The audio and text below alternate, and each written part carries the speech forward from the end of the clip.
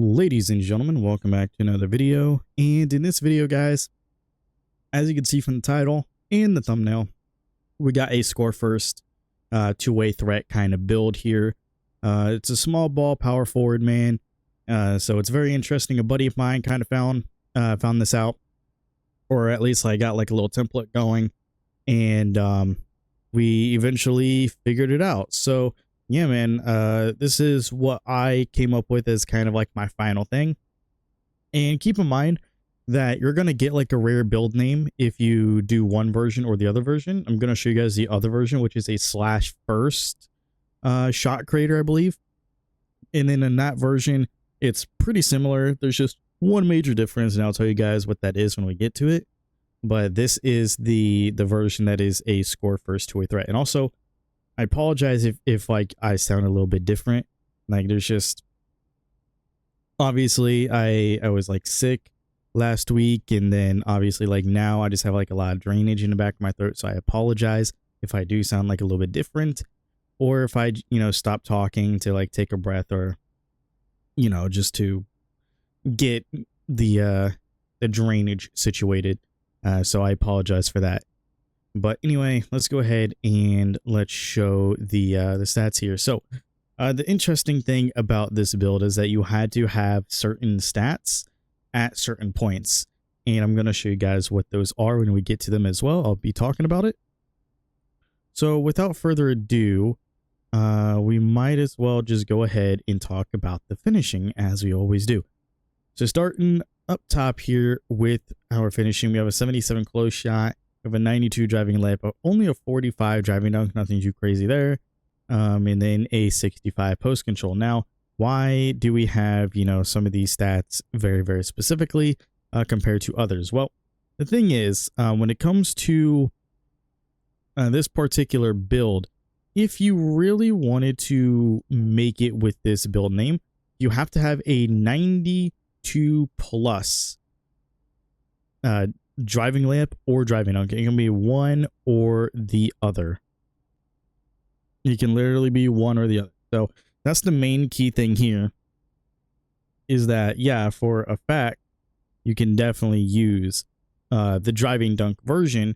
However, the driving dunk version is what I'm using, or like what I'm using for the /first. So the /first is using practically like the inverse of like this here, where the inverse is using the 92 plus driving dunk with the lower driving layup. It is just a little bit harder to utilize the driving dunk one and try and get the same build name, because you do have like higher driving layup as well. Because when you increase your driving dunk, it increases your driving layup. Although when you increase driving layup, it really doesn't increase your driving dunk as much. So that's like really, really, really the key thing here. But in terms of this, you have to have the 92 plus driving layup or the driving dunk. And we have a 65 post control just because we wanted a little bit of post moves and stuff like that, just in case. And then we move down to the shooting, though, where we have the 89 mid-range, the 85 three-pointer, and a 76 free throw. The 76 free throw, that's just there. But you need an 88 plus mid-range, and you also need the 85 plus three-point rating. Because at that point, once you actually get to like a certain range, because you guys know that you have to be within a certain range of three-pointer in mid-range to not just be called like a mid-range or like an inside the arc or something like that. So in order to keep that range there and get within that threshold where you're not going to be called like an inside the arc whatever, or like a mid-range or whatever, a midi specialist, whatever the hell that it will call you, we have an 85 three-pointer as well added to it. And then we still have under a 90 plus mid-range. So just to keep it this way, typically the default that you would need at least is an 88 mid-range, 85 three-point rating. But obviously, as you can see, I have the 89, which is mainly used just for set shot specialist on gold. And that's the really, really key thing here as well, where you have at least both of these stats being the 88 plus and the 85 plus, just so you're not being called like a midi thing. And this way you are within that threshold as well as like having it high enough to get the score first name. Now, when it comes to the playmaking, we don't have too much pass accuracy, but we do have a 71 pass accuracy for that silver dimer. We have an 88 ball handling though, which is pretty good, and a 75 speed of ball. Now, the key thing is with this, and the reason why that I don't really mind us having only a 71 pass accuracy here, even if it's just for dimer, but also the 70 plus rating. You only need a 70 for Paulo pass style, and in my opinion, it is one of the best pass styles in the game. So if you have like a build that you're not going to be passing a lot with, or if you're like a big man that can only get to like a 70 or a 75, use Paulo pass style because it is really, really good. I use it on all of my low pass accuracy builds, like all my like off guards or my forwards that don't have like, super incredible, pass accuracy, in order for me to get like the better ones at the top of the ratings, like, Tyrese and all them. I usually just use Paulo because just of how good the pass style is. I definitely recommend it. But the 88 ball handling is one of the things that is 100% necessary. So ball handling being an 88 plus, and the cool thing about the 88 plus here is the fact that obviously if we have it at like an 86 plus, then we get ankle assassin, but we don't really get anything here at this break point, unfortunately. So we do not get like the gold unpluckable or handles for days or even ankle assassin, but we do have Hall of Fame strong handle. And if we were able to get the 93 strength, that would be insane to get legend. We can still even get legend even without getting like the fucking 93 strength, because obviously you can get the max +1, use the max +1. So that's like really, really cool. And it's like the same concept for like all these other badges. Like you see like all these other badges, physical finisher, aerial wizard, float game, you can get them all Hall of Fame. Set shot specialist, you can get that Hall of Fame, or shifty shooter, you can get that on gold. Or like any other badges that you see here, you can get those upgraded. So that's like the one main thing that is very, very good about this. Now, those are like the only specific numbers that I have where they have to be something specific, because the rest of it was just me fiddling around with the defense, really. Because it's like fiddling around with the defense can give me like, the two-way name. But obviously, if you have like a super high defense anyway, then you're going to be able to get the score first two-way threat name. So keep in mind that even with this build, as long as you can have enough defense just to be called a two-way, then you'll be fine to have this build name. So I think you can mess around with the stats a little bit here, as long as you can just get enough defense just to get the two-way into it. So because we are a power forward though, we wanted to have an interior defense. We have an 82, which is the threshold needed for post lockdown on silver. Makes it to where we're not getting completely bullied. We are still going to get a little bit bullied by back down Punisher, or a back down Powerhouse, I believe, or post Powerhouse, whatever the hell it's called this year. Yeah, post Powerhouse. So we're still going to get a little bit bullied by that, but for the most part, we're not going to, have it be super crazy, because we have this right here on silver. Improves the defender's ability to defend post moves. So if they try to post spin on us or drop step on us, then it's not going to work out as easily. Obviously, if they have like super, super high post control and strength, then they still might be able to get around us, but we're not going to make it as easy for them, even with us being only 6'6". Now, we do have the Paint Patroller badge, just because we do have a block rating that is high enough for it, which is obviously the 74 plus. So that's pretty good there. And then we have off-ball pest on gold, so that's pretty good. Now, when it comes to the perimeter defense, we do have an 85. The 85 is what you need for on-ball pest, or on-ball menace. I said on-ball pest. On-ball menace, that's what you need for that on silver. And then we also get challenger on silver and pick dodger on silver as well.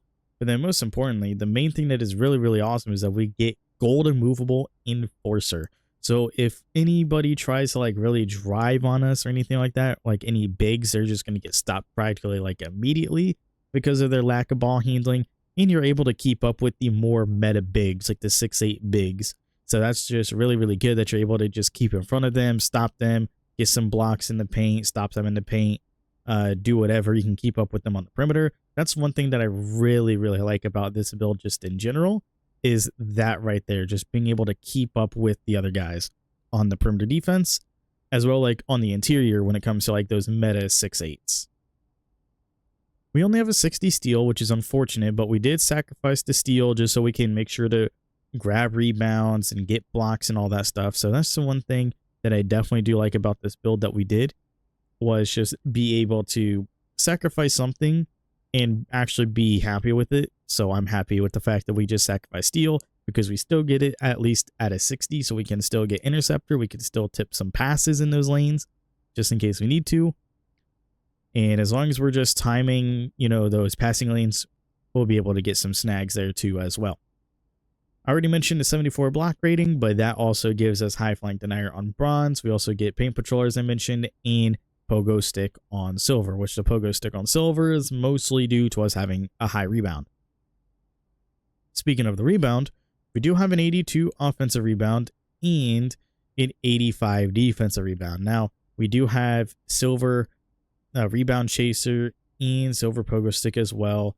And then we also have gold box out beast, which, as you can see, the 85 rating is what gives us that box out beast on gold. So that's pretty good there. And then for our physicals, we are not, you know, the quickest or the speediest in the world, but we do have a 77 speed, which is pretty decent. And then we do have a 76 agility at least, which is what is needed for on-ball menace on silver. So at least we can get those breakpoints for all of these badges here. So we get silver on-ball menace, pick dodger, shifty shooter, and slippery off ball.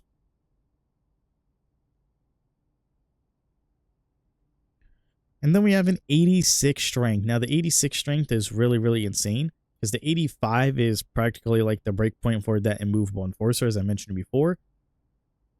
And then alongside that, we do get strong handle and Hall of Fame. As I mentioned, we do have physical finisher, box out beast, and immovable enforcer on gold. We do have brick wall on silver as well, which is pretty good, as well as post lock, as I mentioned. And then bronze post powerhouse, because we don't have a lot of post control. So it's just mainly just so we can utilize it a little bit, just in case we get like a small guard, you know, matchup or whatever, like a mismatch going, then we can utilize it a little bit. But for the most part, the strength is mainly for the sake of our defense, being able to box out, being able to finish more at the rim, and then just being able to just not get bullied by the other perimeter defenders and the defenders like on the inside too. So Hall of Fame strong handle, we can get that on legend. It's pretty cool. And then we have a 75 vertical, which is pretty good. And we do have, you know, gold aerial wizard. We do have bronze high flying denier. And then we also have that pogo stick as well. All these badges were mentioned previously. So there you have it. That is the build. It's pretty cool. We got J-Dub, Josh Hart, and AK-47 as the shades of the comparison here. I thought it was a pretty cool comparison, being able to get J-Dub and Josh Hart. You know, J-Dub, I believe, is like 6'5", I think, or 6'4". I think he's like a 6'4" power forward or something like that. Kind of insane. But, you know, Josh Hart's also like 6'5", that, you know, plays the power forward position. So we have some small ball power forwards here that are able to defend and grab boards and everything. I won't say this is close to Josh Hart really too much. But the J-Dub, this definitely does feel like it can represent J-Dub very, very well, man. And that's why I like this version of the build. The score first two-way threat, man. I definitely do like this build. Let me know what you guys think of this build in the comment section below. And yeah, if there's any other builds that you guys want to see, make sure to let me know. And I will definitely show you guys like next, as like one of the next upcoming videos. I don't know if it's going to be the next one, the very next one. But I definitely will show you guys the /first shot creator build, which is, you know, obviously the driving dunk version of this build pretty much. And also, if you guys want to know this build, when you actually make it as a small forward, since it is 6'6", you can still make it in the small forward. So if you make it in the small forward position at 6'6", and like everything practically the same stats and everything, maxed out weight, same wingspan, same height, then you can also get a two-way scoring phenom. So that's a pretty cool build name that you can also choose if you want to do a small forward. But yeah, anyway, that's going to be it for me. Hope that you guys enjoyed this one. Let me know what else you guys want to see in the comment section below. I got a couple of, player builds I want to go back to after this. As you guys have seen recently, I did the Kawhi Leonard, and, I was doing a bracket for the small forward builds. And another one that I'm definitely going to be uploading out of that bracket is Paul George. So I'm going to be showing off that Paul George build as well. And I definitely hope that you guys are going to like that one as well as the slash first, because those are going to be some that are guaranteed. I did make an Ant. I can show you guys an Ant build. I was revamping a Luka build as well, just trying to make it more Luka. There's all kinds of stuff that I'm trying to do as well, like a Jaren Jackson Jr. as well. So let me know if you guys are interested in any of those builds. That's going to be it for me. I'll see you all in the next one. Later, everybody.